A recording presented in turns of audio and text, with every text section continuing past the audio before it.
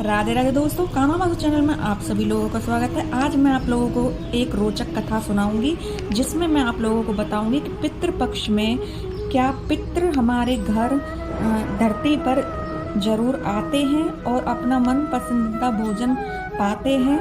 तो इस वीडियो के अंत तक बने रहें। इस कथा को सुनने के लिए मेरे चैनल को लाइक सब्सक्राइब जरूर कर दें और बेल आइकन का बटन दबाना ना भूलें, जिससे कि आने वाली नोटिफिकेशन आप लोगों के पास जरूर पहुंचे। तो दोस्तों, ये प्रश्न गरुड़ जी ने श्री भगवान कृष्ण से किया था कि हे प्रभु, पृथ्वी पर लोग अपने मृत पितरों का श्राद्ध करते हैं, उनकी रुचि के अनुसार भोजन को ब्राह्मणों को कराते हैं, पर क्या सच में पितर धरती पर आते हैं और श्राद्ध पक्ष में भोजन करके जाते हैं? ये किसी ने देखा भी है या ऐसे ही बोल रहे हैं सब? भगवान बोले, हे गरुड़, तुम्हारी शंका का निवारण करने के लिए मैं देवी सीता के साथ हुई घटना सुनाता हूँ। सीता जी ने पुष्कर तीर्थ में अपने ससुर आदि 3 पितरों को श्राद्ध में निमंत्रित ब्राह्मणों के शरीर में देखा था। और ये तो आपको पता ही है कि श्री राम को जब वनवास हुआ था, वो वन गमन कर रहे थे और सीता भी उनके साथ थी। उनके पिता उनके वियोग में अपना शरीर त्याग दिए थे। उन्होंने अपने पिता का श्राद्ध पुष्कर में करने की सोची। वो पुष्कर गए और अपने उस समय श्राद्ध पक्ष ही चल रहे थे। पुष्कर में पहुंचकर उन्होंने साग सब्जी फल आदि विभिन्न सामग्री एकत्रित की श्री राम भगवान जी ने, और उन सभी सामग्रियों का जानकी जी ने भोजन तैयार किया। श्री राम भगवान ने श्राद्ध क्रम में ब्राह्मणों को सम्मान सहित आमंत्रित किया। बस ब्राह्मणों की प्रतीक्षा ही कर रहे थे, उसी समय सूर्य आकाश मंडल में पहुंच गए, मानो वहां दोपहर हो गई। राम जी ने ऋषियों को आदर सहित आमंत्रित किया और उन्हें भोजन करने के लिए आग्रह किया। जानकी जी ने वहाँ अन्न परोसने आई थी और वहाँ पत्तों की थाल थी, उस पर भोजन जानकी जी ने परोसा था।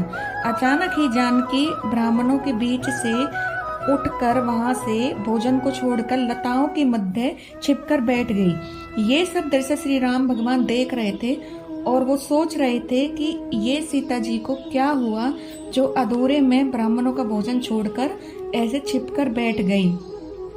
भगवान ने उन्हें भोजन कराया। श्री राम भगवान ने उन ब्राह्मणों को बहुत अच्छे से भोजन कराया और उसके बाद सीता जी से मिलने चले गए और सीता माता से पूछा कि आप बीच में ही भोजन छोड़कर सीते आप यहाँ छिपकर क्यों बैठ गई? ऐसे में ब्राह्मण रुष्ट भी हो सकते थे।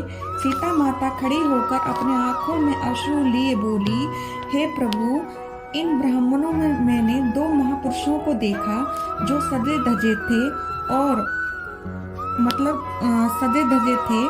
उसमें मैंने आपके पिताजी के भी दर्शन किए जो राजकीय वस्त्र पहने हुए थे और गहनों से सजे हुए थे।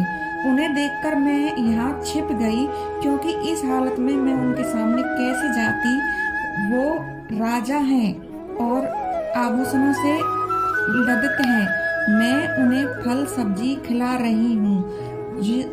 जो फल सब्जी इस तरीके का भोजन उनके वहाँ जो सेवा सैनिक हैं वो भी इस भोजन को नहीं करते, तो मैं इस भोजन को उन्हें कैसे खिला सकती हूँ और मैं उनके सामने इस हालत में कैसे आ सकती हूँ?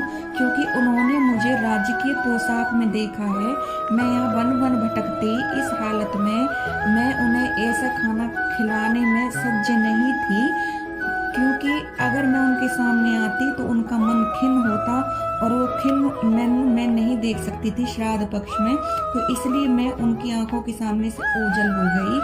तो इससे गरुड़ जो पक्षी था उसको वो भगवान के सामने हाथ जोड़कर खड़ा हो गया कि भगवान मैं समझ गया और इस धरती पर मैं मान गया कि हाँ, इस धरती पर पितृ आते हैं और हमें आशीर्वाद देकर जाते हैं। राधे राधे।